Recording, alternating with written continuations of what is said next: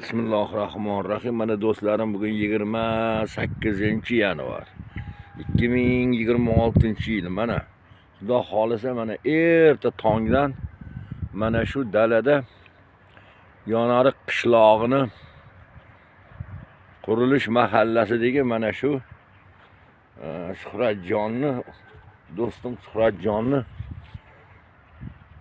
baliqchilik hovuzlarini, xo'jaliklarini oldida erta tongda mana shu yerda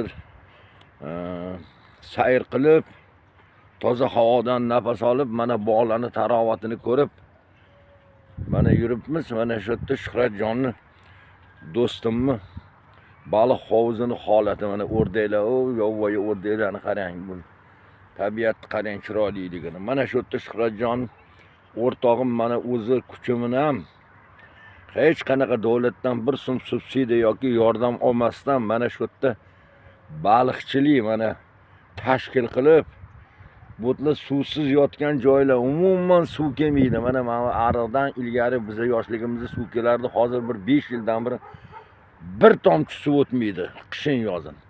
Lekin shu yerda mana shu yerni tagidan mana suvni chiqarib, Shuhratjon o'rtog'im mana mashta baliqchilik bilan shug'ullanib, har yili mashta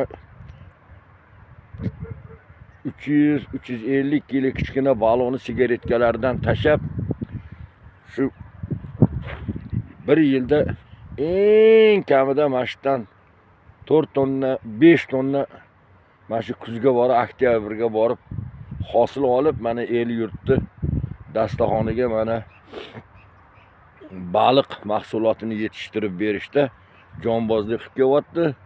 Tanjoni sog' bo'lsin, ishlariga Alloh rivoj bersin. Mana buylam mana shu vohliroq buyuk qishda tashab qo'ydi. Menimcha shu yanvarning boshlarida masjidga yana 200 kilo nima dedi?